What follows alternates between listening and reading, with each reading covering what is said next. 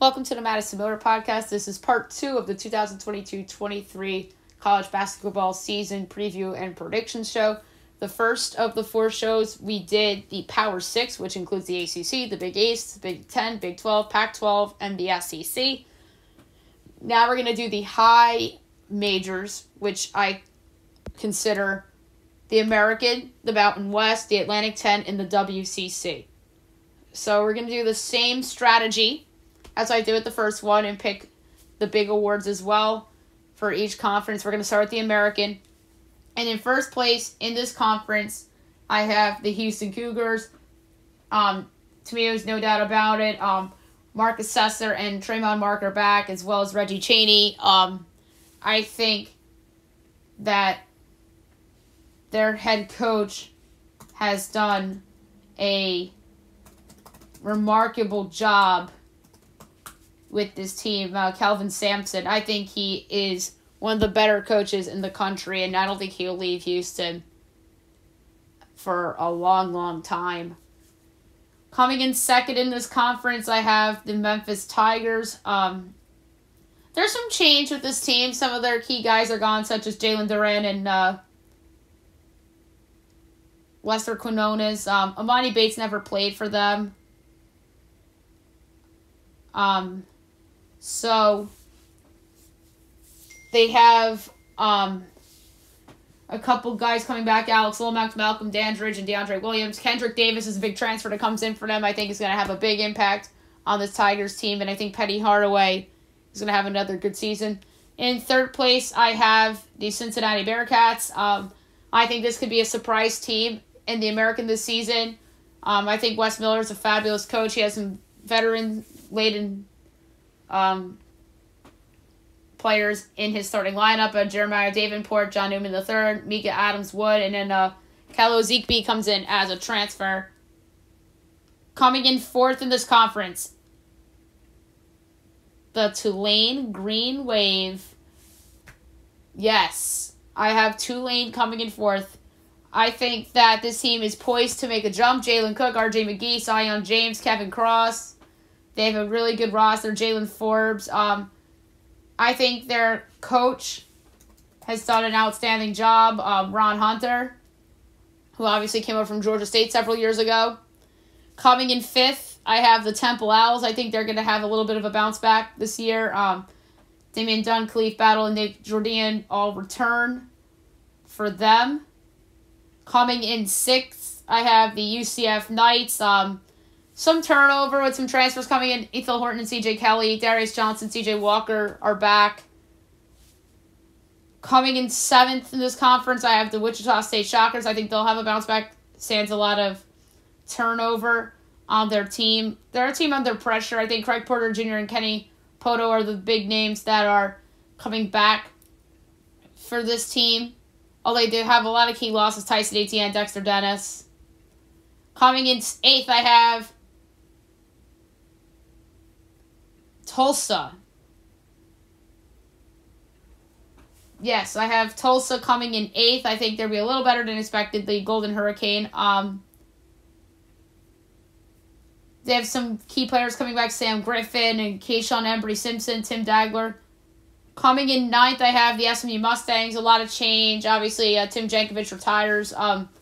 Couple guys back: Jalen Smith, Zach Newtall, both back for this team. A couple transfers coming in as well. In 10th, I have the South Florida Bulls. I don't like the South Florida program for college basketball.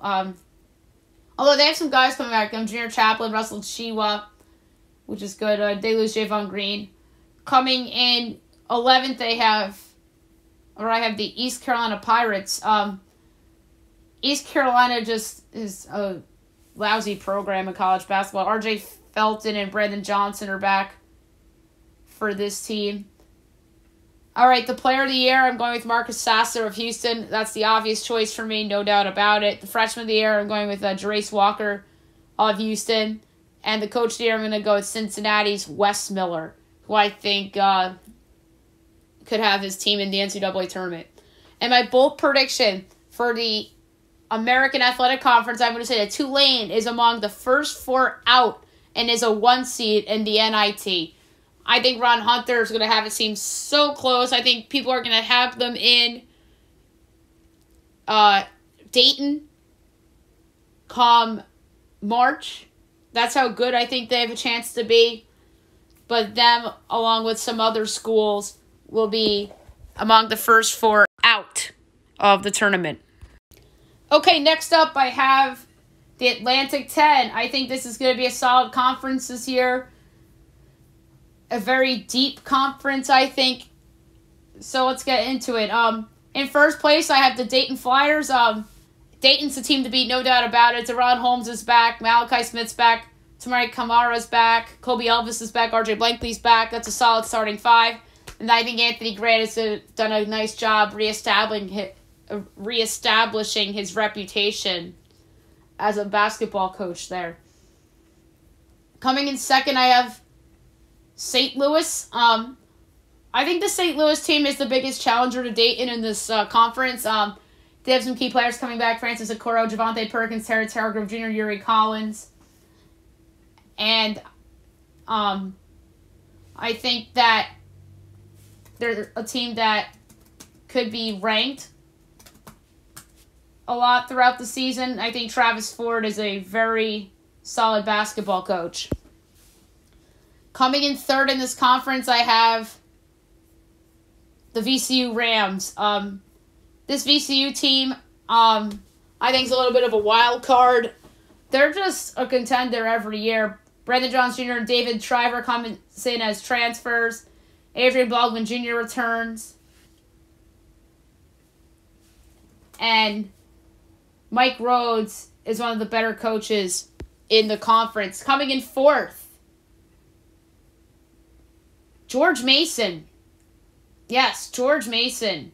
I think George Mason is going to be a surprise in this conference this year. Victor Bailey Jr. comes in as a transfer. Devin Cooper, Devontae Gaines, and Josh Aduro are all back. And I think that Kim English is going to do a good job this year with this program. Coming in fifth, I have Loyola Chicago. They're a newbie to the party in the Atlantic 10. I think this conference is a good fit for the program. I think they're going to be better than people think in year one in this league. Marquise Kennedy, Braden Norris, and Jamil Wilson all back. Bryce Golden comes in as a transfer. And I think that Drew Valentine is going to do a good job with this team as it transfers. Coming in sixth, I have Richmond. Richmond's an interesting team. They have some veterans back. Andre Gustafson and Tyler Burton. Some transfers coming in. Neil Quinn and Jason Roach. Coming in seventh, I have Davidson. I think Davidson could be a little better than expected, obviously.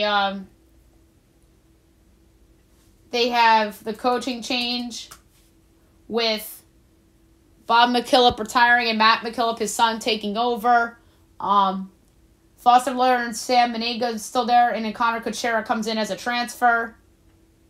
Coming in eighth, I have UMass, the Minutemen. I think UMass is a little bit overhyped when it comes to this conference.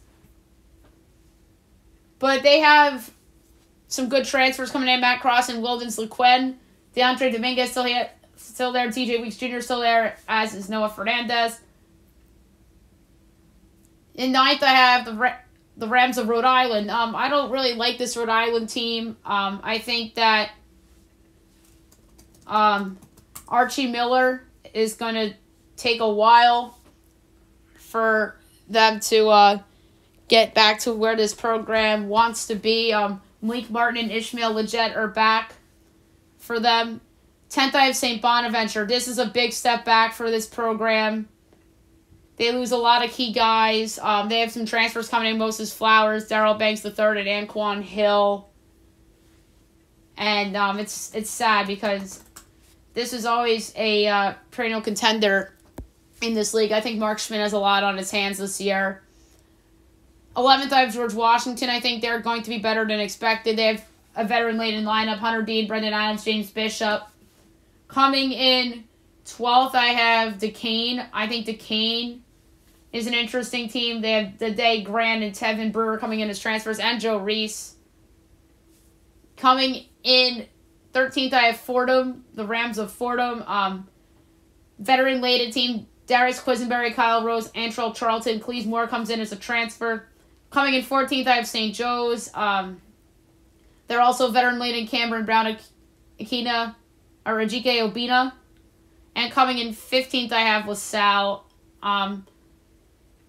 LaSalle's a lot of youth on their team. Not very veteran-laden. Josh Nickelberry back and Jameer Burkus back as well. Player of the year, I'm going with Deron Holmes of Dayton. There's no other choice for me. I think Holmes is easily the best player in this league. And he's going to be at Dayton for a while, hopefully, for that program. But it wouldn't surprise me if they, if he goes to the pros. Freshman of the year, Mike Charajontis of Dayton. Freshman of the year in this conference was a little hard to pick. I think that he'll be good for the Flyers. And the coach of the year, I'm going to go with Anthony Grant. Like I said earlier, I think he's done a nice job reestablishing himself. And my bold prediction for the Atlantic 10, this was a hard one, but I'm going to say that VCU, like I mentioned earlier, Tulane, will come close to the tournament, but just fall short. They'll be a 1 or maybe the first 2 seed in the NIT. Maybe they're like in the, not the first 4 out, but I'm going to say that they're in the next 4 out. VCU. That's my bold prediction for the Atlantic 10. All right, the Mountain West. Interesting conference to say the least. Number 1 is no doubt about it. It's San Diego State. They're loaded. They're going to be great. Brian Dutcher's a great coach. Couple newcomers coming in. Jaden Ledee and Darian Trammell. Nathan Mensah is a good player as well. And then Matt Bradley's back for this team, too. Coming in second, I have the Wyoming Cowboys. I like Wyoming this year. I think they could absolutely be in the NCAA tournament. I like Jeff Linder. He's an outstanding coach. Hunter Maldonado, probably the best player in the conference. A couple of transfers coming in from UCLA and USC. Drake Jeffries, to me, a big loss for this team, though. Coming in third, I have the Boise State Broncos. I think Boise State's going to be better than expected. I think Leon Rice is one of the better coaches in the sport. Emmanuel Acott and Abu Kigbab are both big losses. And they have some guys coming back. Tyson Dagenhart among them. Coming in fourth, I have Colorado State. David Roddy is such a big loss for this team, in my opinion. They're getting some transfers in. Josiah Strong and Patrick Cartier from Hillsdale and Illinois State, respectively. Isaiah Stevens is back for Colorado State. Fifth, I have New Mexico.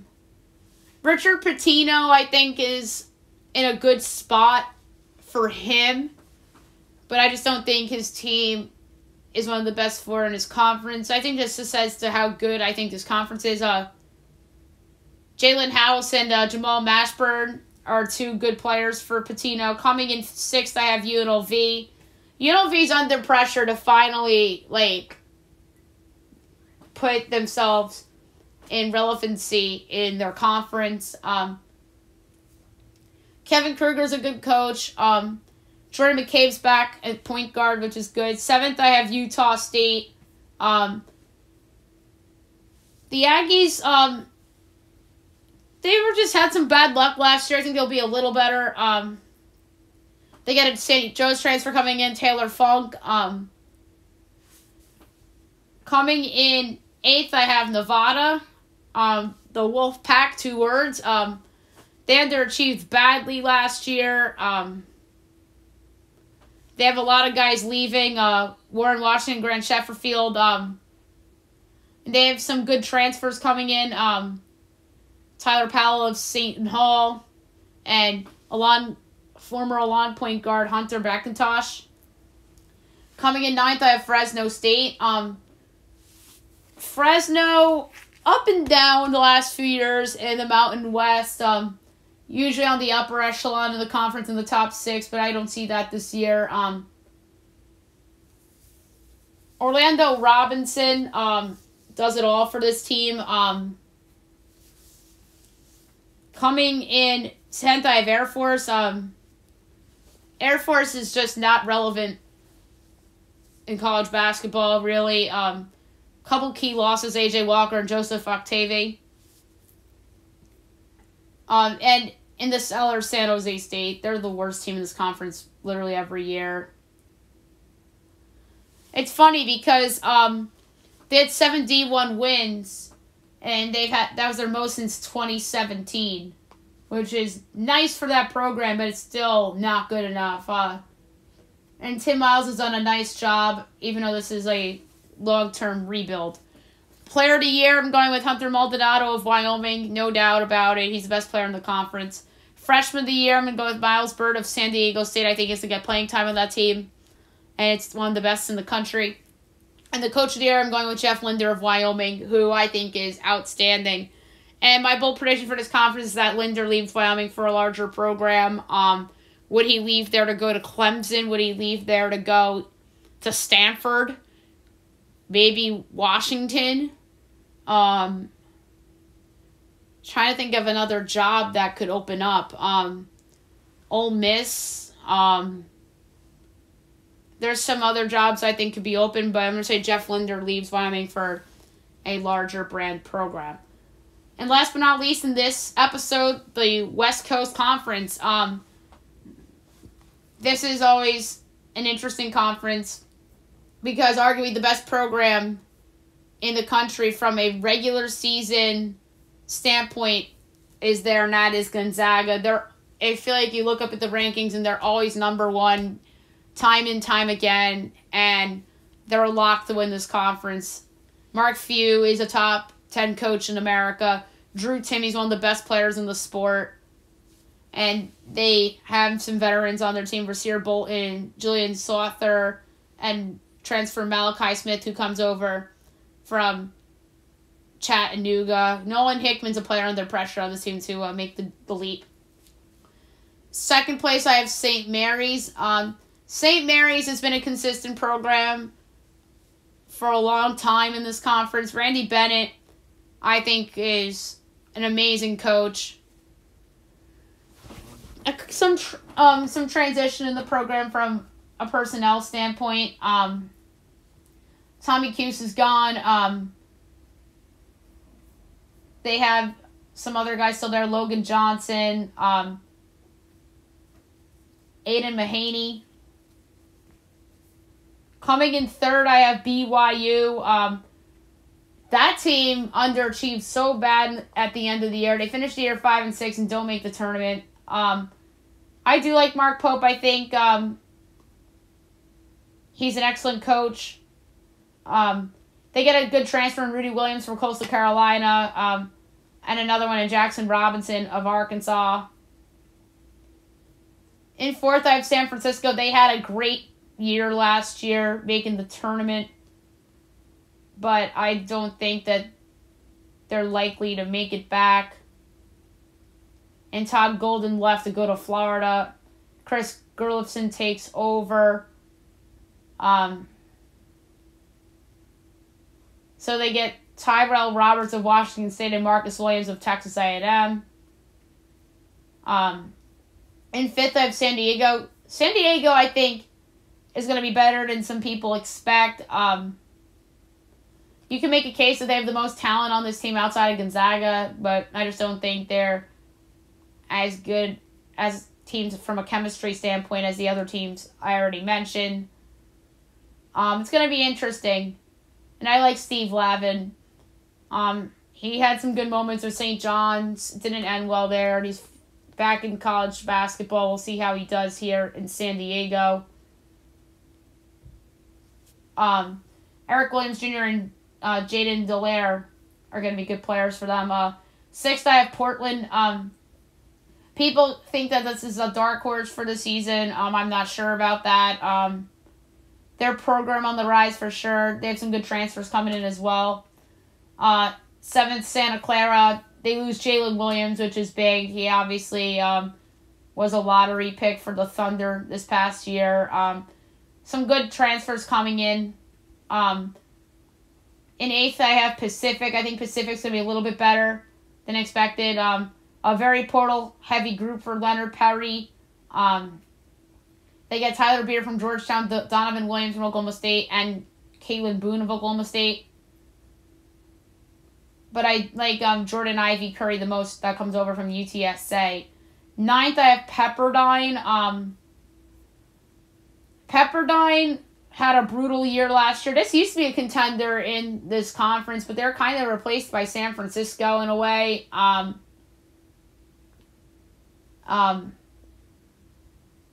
Lorenzo Romar is a coach that had some success in the past, but really didn't have a good year last year, obviously. But they do have some good players. Mike Mitchell Jr., Houston Malade, and Maxwell Lewis.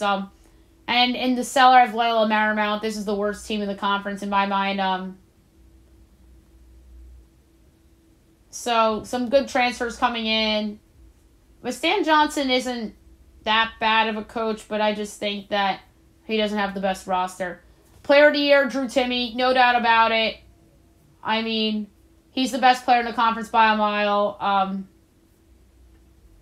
Freshman of the year, I'm going to go with St. Mary's' Aiden Mahaney. I think he's going to have a big impact on the night. And Coach of the year, I'm going to go with Mark Few of Gonzaga. Of course, it's Mark Few. I mean, who else would it be? Last year it was probably Golden from San Francisco. Or at least that's who I would have given it to. But this year it should be Mark Few because I think they have a shot to go undefeated in the conference. But I'm not sure they'll actually do it. And then they're going to win some big games against some good opponents this year as well. Outside the league. Bold prediction. This isn't an easy one to make. I think that there's a possibility of Lorenzo Romar losing his job at Pepperdine. He's had some moments as a coach. He just did not do a good job last year. And he wasn't good at Washington. And he was an associate for Sean Miller. But, I just don't really like how... just not a big fan of Lorenzo Romar. So I think that this is going to be his last year at Pepperdine, and I think he gets axed. So let's make that the bold prediction for the West Coast Conference. All right, so that's it for the high majors.